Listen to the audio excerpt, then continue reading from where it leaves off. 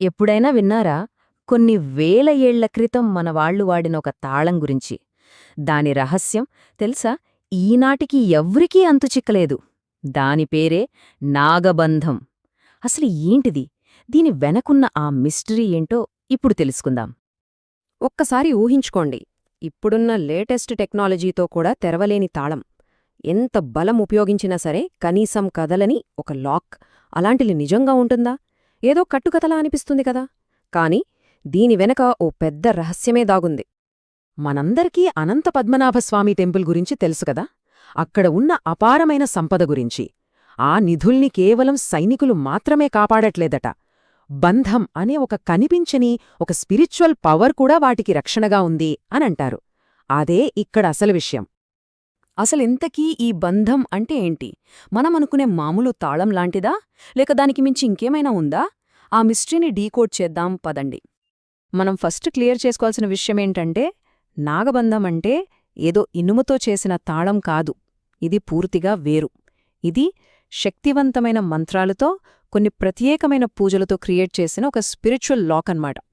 ఒక పవిత్రమైన ప్రదేశాన్ని గాని, వస్తువును గాని కాపాడటమే దీని ఊరే పని.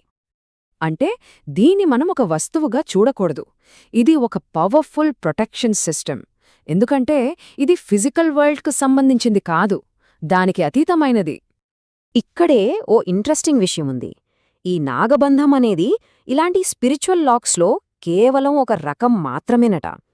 అవును, కేవలం పాములే కాదు, ఇంకా చాలా శక్తులను ఉపయోగించి ఇలాంటి బంధాలు వేసేవాళ్లని చెప్తారు. ఉదాహరణకు చూడండి, నీటి శక్తితో జలబంధం, చిన్న చిన్న పురుగులతో క్రిమిబంధం, అలాగే పాములతో సర్పబంధం. ఇలా ఒక్కో ఎలిమెంట్తో ఒక్కో రకమైన లాక్. అంతేనా? ఇంకా పవర్ఫుల్ కూడా ఉన్నాయట.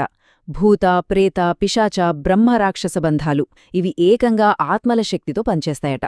అంటే ప్రతి లాక్కి దానికి సొంత ప్రొటెక్షన్ మెకానిజం ఉంటుందన్నమాట.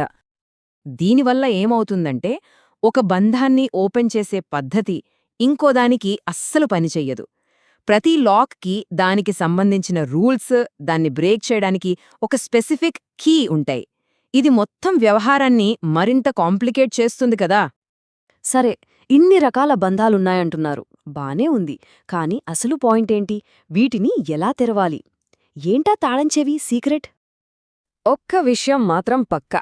ఏదో మామూలు తాళాన్ని బద్దలు కొట్టినట్లు బలం ఉపయోగించి వీటిని తెరవడమనేది జరగని పని. ఆ ప్రయత్నం 100% వేస్ట్.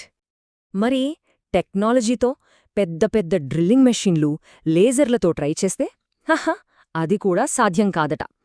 లాజికల్గా ఆలోచిస్తే ఫిజికల్ వరల్డ్కు సంబంధం లేని ఒకదానిమీద ఈ ఫిజికల్ టూల్స్ ఎలా పనిచేస్తాయి? కరెక్టే కదా.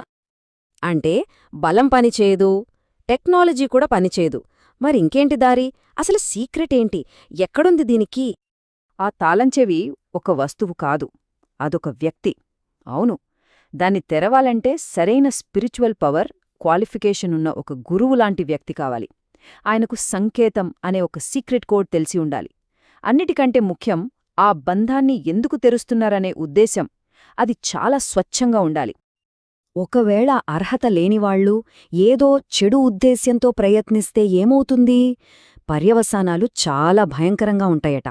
మార్టమ్ కొలాప్స్ అని పిలిచే ఒక పెను విపత్తు జరుగుతుందని నమ్ముతారు.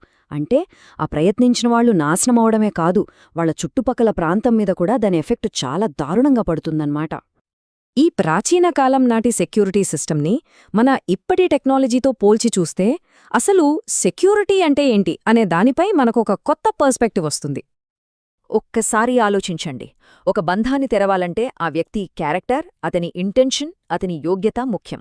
కానీ ఒక ఏటీఎం నుంచి డబ్బులు తీయాలంటే ఏం కావాలి? జస్ట్ ఆ పిన్ నంబర్ తెలిస్తే చాలు. ఆ కార్డున్న వ్యక్తి మంచివాడా చెడ్డవాడా అనేది సిస్టంకు అనవసరం. చూశారా? సెక్యూరిటీ విషయంలో మన పూర్వీకుల ఆలోచనలకు మన ఆలోచనలకు ఎంత తేడా ఉందో. సో సింపుల్గా చెప్పాలంటే నాగబంధం అనేది ఒక స్పిరిచువల్ ప్రొటెక్షన్. దానికి ఒక వస్తువు కాదు, సరైన నాలెడ్జ్, మంచి ఇంటెన్షన్ ఉన్న ఒక పర్సన్. ఫైనల్గా ఈ ఏన్షియంట్ మిస్టరీ మనకు చెప్పేది ఒక్కటే: అసలైన సెక్యూరిటీ టెక్నాలజీలో కాదు, మనిషి క్యారెక్టర్లో ఉంటుంది. చివరిగా ఒక ప్రశ్న మిమ్మల్ని ఆలోచింపజేయాలి. మనం పిన్ నంబర్లు, పాస్వర్డ్లు, బయోమెట్రిక్స్తో బ్రతుకుతున్న ఈ డిజిటల్ ఏజ్లో కేవలం మనిషి యోగ్యత, ఉద్దేశ్యం మీద ఆధారపడిన ఇలాంటి పాతకాలపు సెక్యూరిటీ సిస్టమ్కు ఇంకా వాల్యూ ఉందా? దీని నుంచి మనమేమైనా నేర్చుకోవాల్సింది మిగిలి ఉందా? ఆలోచించండి.